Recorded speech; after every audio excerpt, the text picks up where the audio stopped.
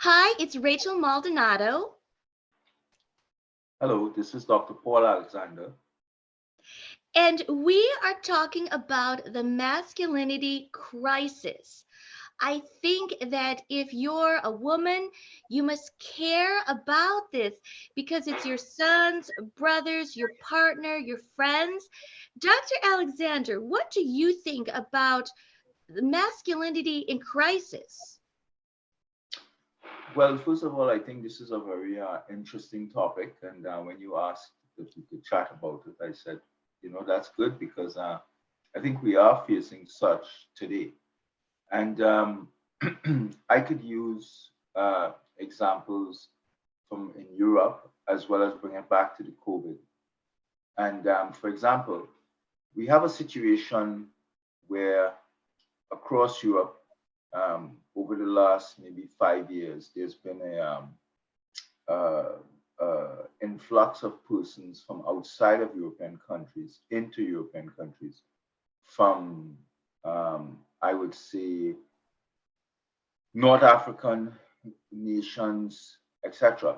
What am I getting at? Well, what am I getting at is that for various reasons that those governments allow those migrants, quote unquote, in, over time, over the last couple of years, what we have seen is that uh, the local women, females in Norway, Sweden, Denmark, Finland, etc., um, they have been attacked physically and brutally too. And what we found is that often you would get these reports, breaking news that these women have been attacked, etc. Police would appear with a very um, fancy equipment and heavy weapons and stuff, and their uh, gear and their clothing, and they look very impressive and scary.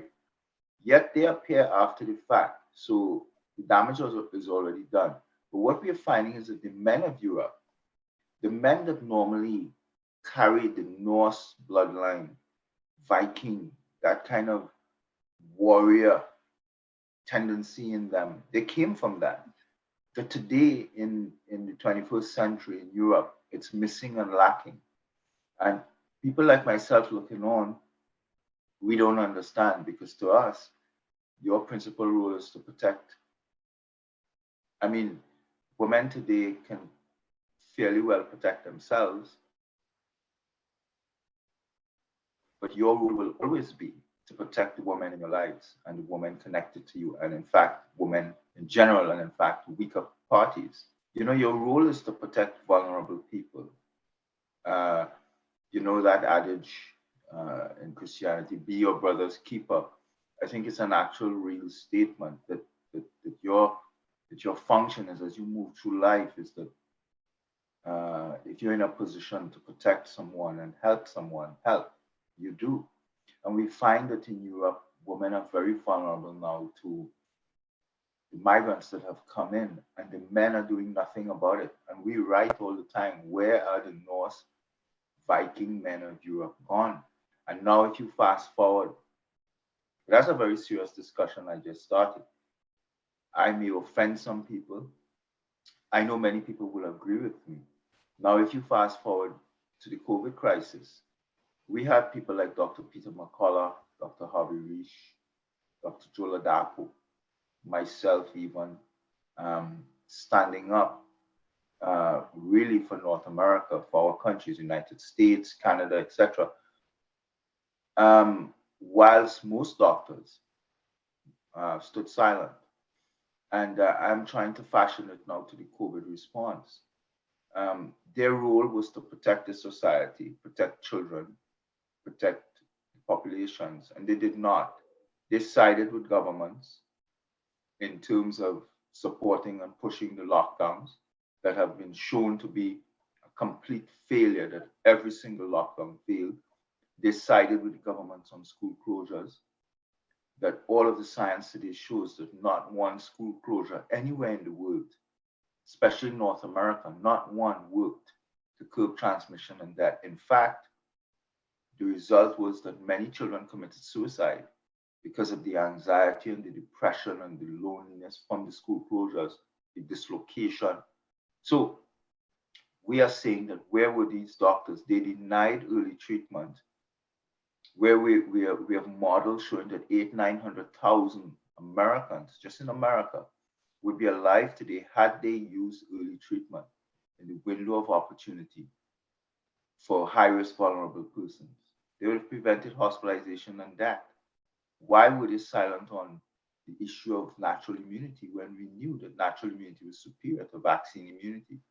Yet they went along with the government with the lies and the deception that you needed this vaccine when we knew that natural immunity was bulletproof protection and that if you are already COVID recovered, you did not need this vaccine. So to mandate it when it was not stopping transmission and to fire people and lay them off of their jobs and to damage their careers and their livelihood. So that's a very important thing. The masculinity, particularly in our male professionals, doctors, scientists, academic scientists, is now gone. And we want to know why.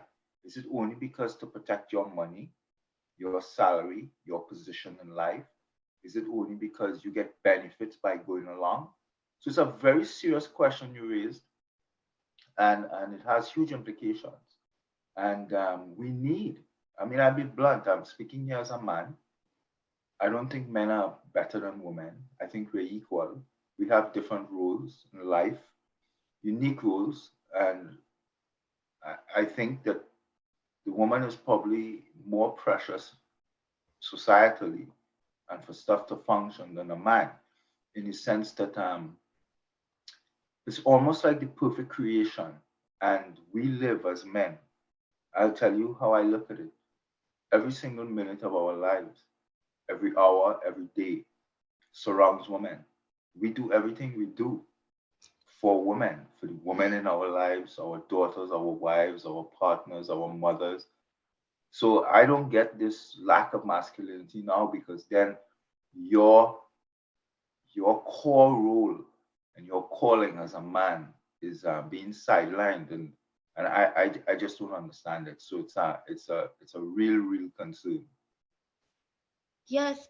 And, I think that there is nothing more masculine than you protect women and children.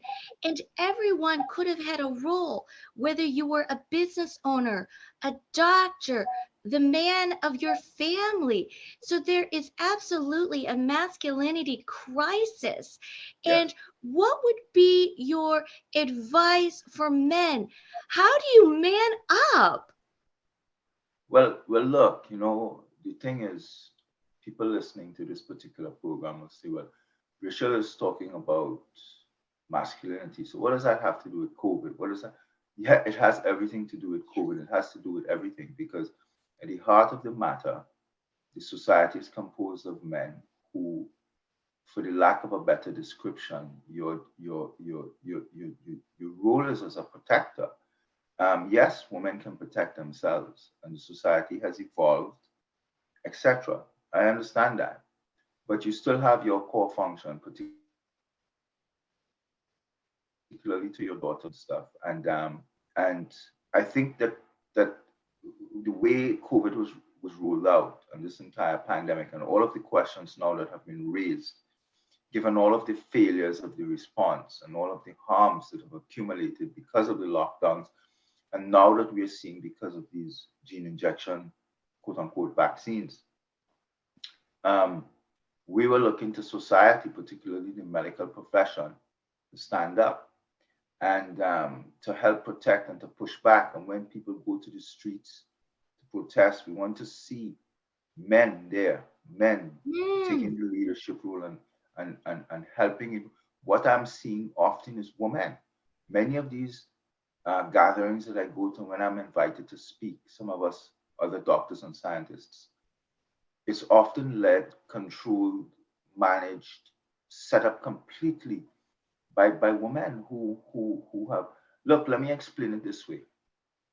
When I was in the helping the Canadian truckers in Ottawa, when the Trudeau government had shut down the border, and prevented truckers from leaving, the Canadian truckers from leaving Canada to drop their load in America, let's say in Buffalo or in Detroit, because they chose not to be vaccinated. This was in early January this year, and they were recovered from COVID. The Canadian government said, no, you need to be vaccinated if you want to come back into Canada, or you would have to quarantine for 2 weeks, and the vaccine was mandated.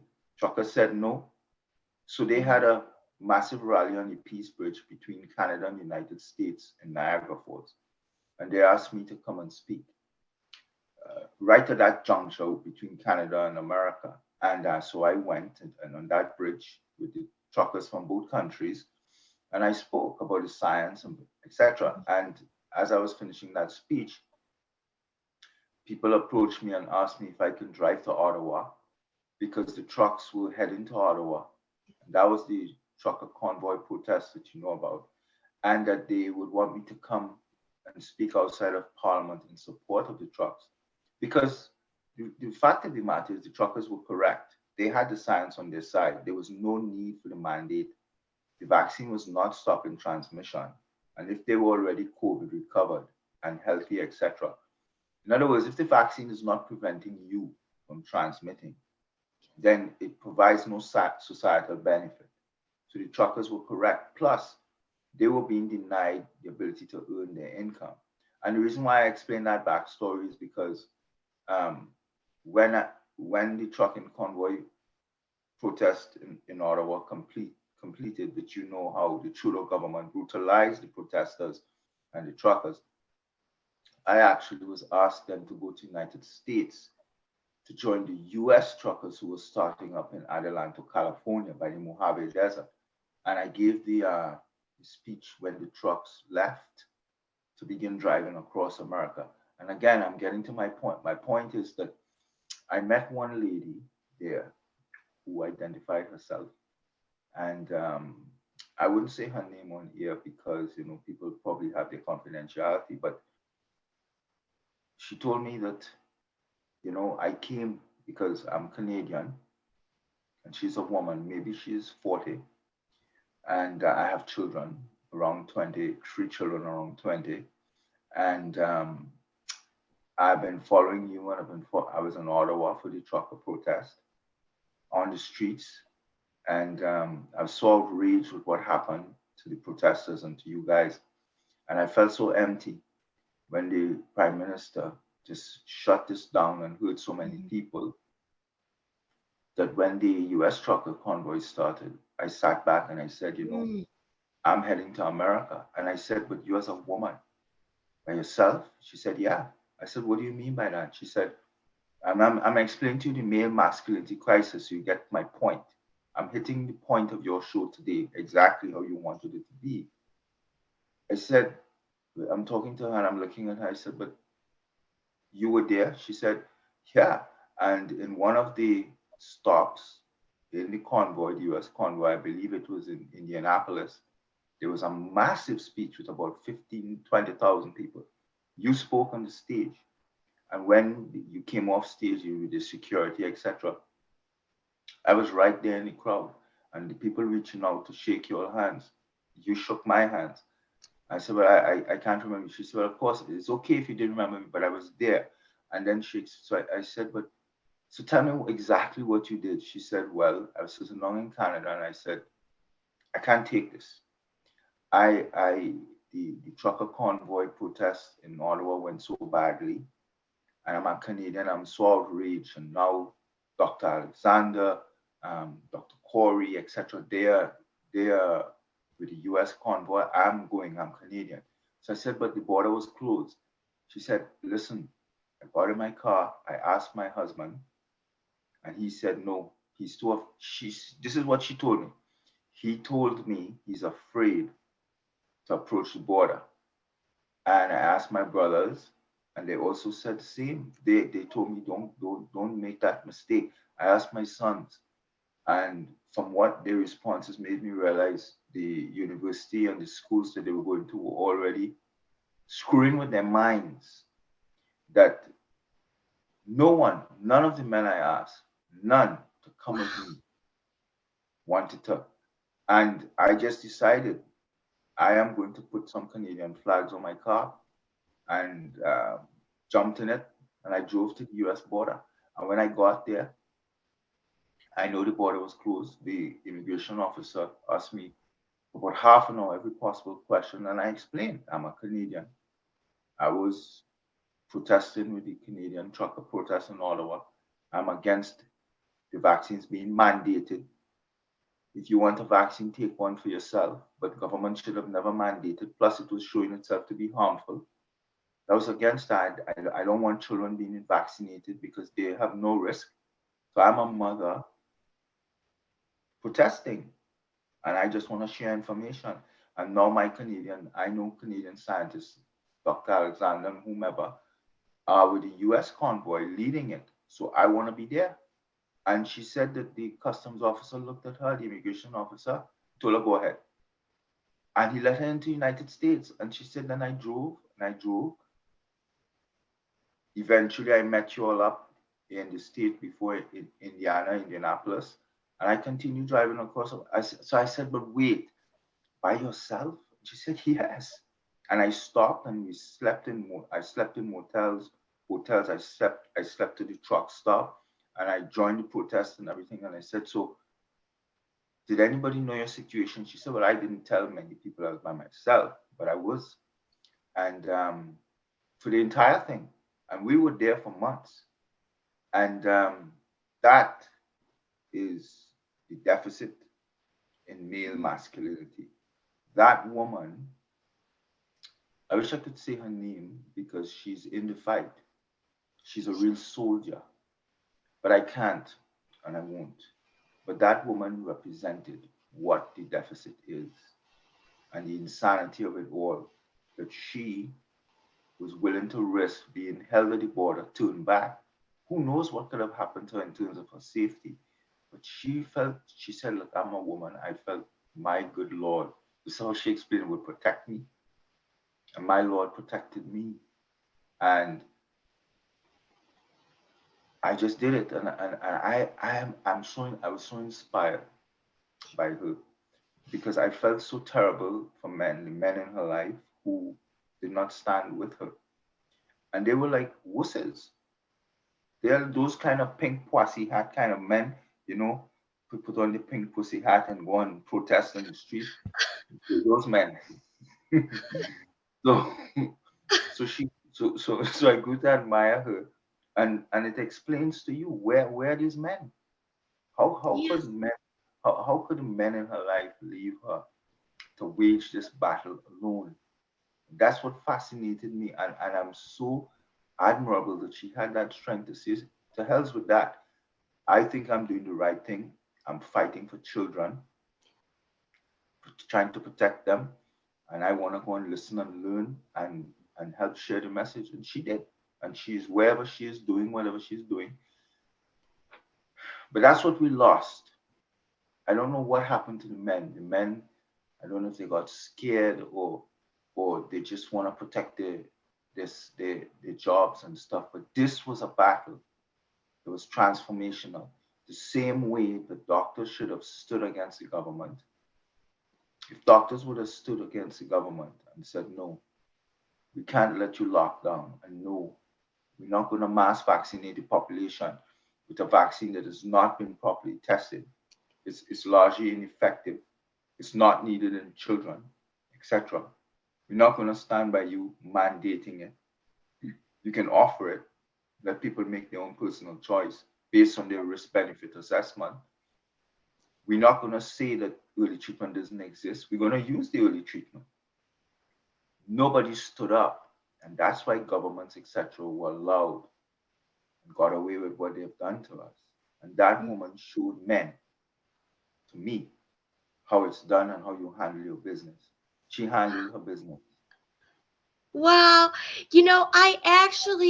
I was tearing up with that story.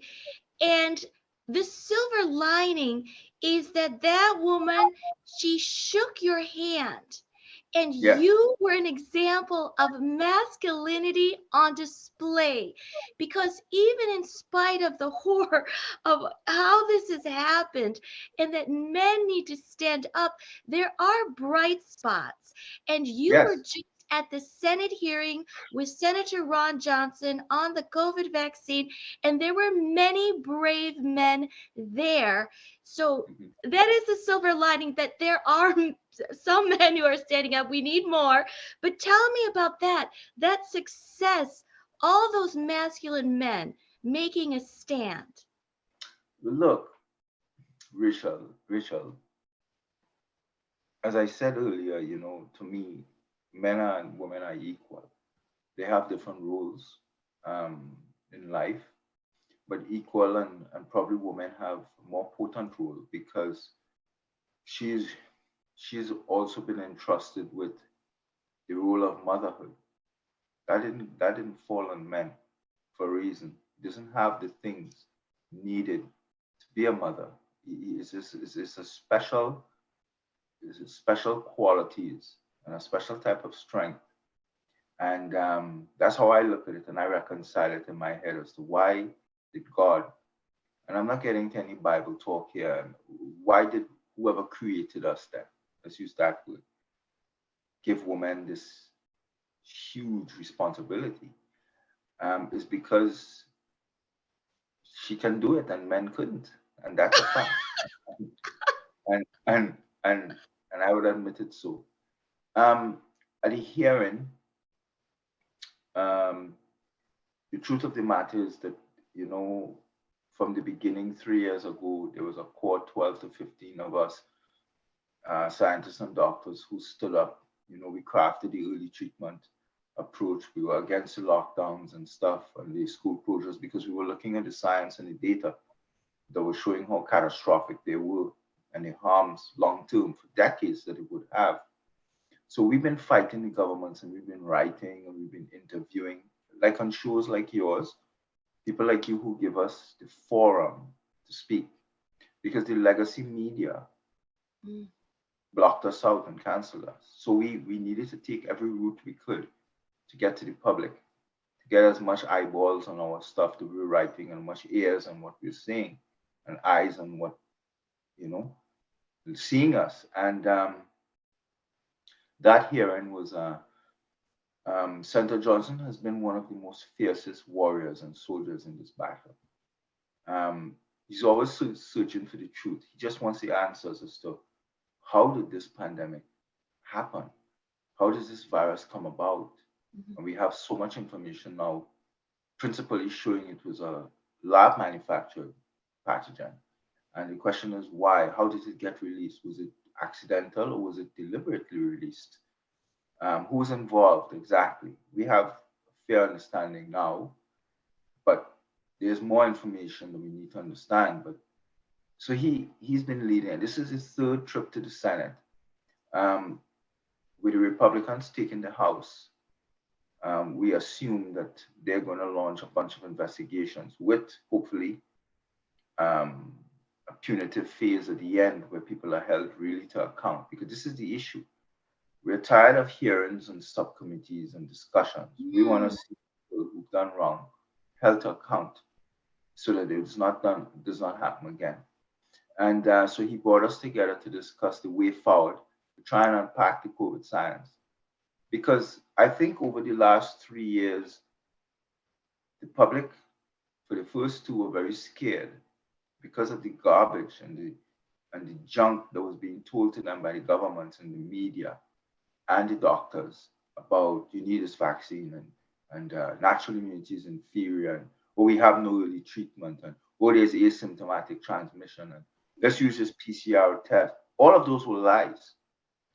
So, but we've been pounding away, the 12, Mm. 15 of us, again, using people like you to get more into the areas. And we think we've softened the population up enough. When I say soften, I mean they're listening. They're willing to listen to us now more. So now we have an opportunity to come back around again. In a certain way, we have to start over, in the sense of you're realizing that there are people who absolutely drank the Kool-Aid complete, and they have no understanding of anything that we've written or said before. Like they have been blocked off out. Like they would only look at a CNN, and you can't look at CNN to get proper, balanced, fair accounting of any situation. I've realized, and that's my opinion, not yours. I'm just saying mine. So, um, so they're listening. So now we have to talk and get Yes. to them again and reach them. So Dr. Senator Johnson has afforded us with this Senate hearing. It's a very serious. It was a very serious discussion, and the aim is now to share everything that we said and do more and more and more and appear more on shows like yourself. Um, you could come up with any topic, and we could actually reshape it and tie it to the COVID response. And you see, the reality is our lives of January 2020 is gone. It's the world as we knew it from January 2020 is no longer existing. They've changed our world and our lives. And it's a tragic thing that has happened. And we now have to remake our worlds and remodel Yes. again. Some of us have to reshape our careers entirely, probably get into a different career because we were cancelled and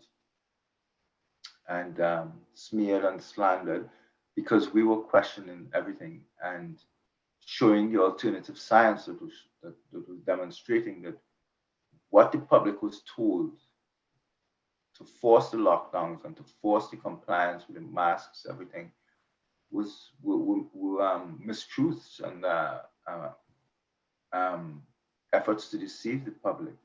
So we have a lot of work to do, but you see, Rachel, the sad reality is today that most people who've been vaccinated today know someone in their family, a friend, a co-worker, themselves who have been vaccine injured in some capacity, had some kind of adverse event, and sadly some died. And because of that, they're very scared. They don't know what might happen to them.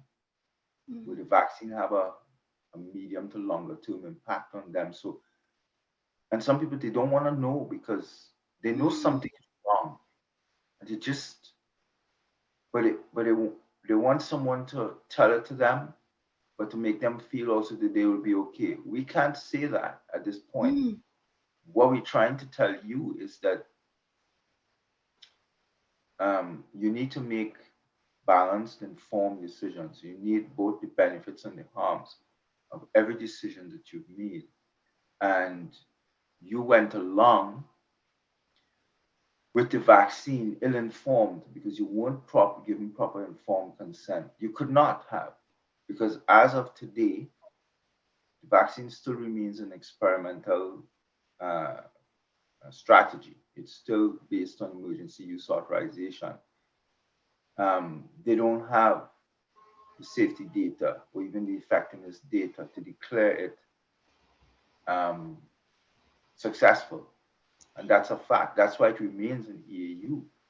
So you made decisions coerced by your employer, forced by the threat of the law, um, losing your job, whatever, to take this. And many people today are angry because they were forced and they felt they had no choice. Some of them went along and pushed their kids to get it to keep their children in school, keep them on their sports teams and all of that. Some people Yes. did it to travel. So there are a lot of reasons, and people today are second guessing and questioning because now they're telling you there's no difference between the vaccinated and the unvaccinated. But that's a serious, serious statement. It's not for us to just say, okay, well, oh, I don't need it anymore. But what about all of the millions, the hundreds of millions who've taken it? And we don't know what the implications to them. And see, that's the question. And that's where people like me, McCullough, Reach, etc., we've been fighting because we now want a proper accounting, proper surveillance of Yes. the harm. We want the information collected And we want to be able to help these people. Yeah. We want to be able to see because that's why we've produced detoxification protocols for people to try and rid themselves of the spike protein. So one key issue, one key message, two messages I want to say here. If you had one shot and you survived this far, 3 years, and you are a young person, let's say under 70 years old, no underlying medical conditions, you're a healthy individual. There's no need for any more. Um, if you've had two shots and you're a healthy individual, we have early treatment. It's very effective as a prophylaxis, a prevention, as well as treatment, vitamin D3, etc. Omicron has become mild as a common cold. Again, if you're not a high risk individual, you have to think seriously about these boosters because the data is showing us that the boosters are causing the vaccinated person to become reinfected and increased risk of hospitalization and then sadly in some instances death. So please don't just go and take the booster. Think seriously, look at your risk benefit analysis. Um, children, children bring statistical zero risk to the table, almost zero. We have in America, we can find not one bona fide case since the beginning of this pandemic to today, 3 years, where any healthy child, any healthy American child, young person, has gotten infected with COVID and died. And that's a very profound statement. And parents are not told it like that. Yeah. You are led to believe that everybody is at equal risk of severe outcome if exposed or infected. So you need this vaccine. No. Yeah. Yes. Well, Dr. There's Alexander, no case that has been made. yeah, I agree. And I thank you so much because you and Dr. McCullough and others, brave men who have stood up the right side of history. And, there may be a masculinity crisis, but you and other men are an example that you can stand up. And I thank you. Thank you very much, Rachel. And once again, what an honor and a pleasure. I'd like to come on your show as often as possible. And thanks your audience. And I just would extend Merry Christmas and a happy, safe holiday to everyone. Thank you.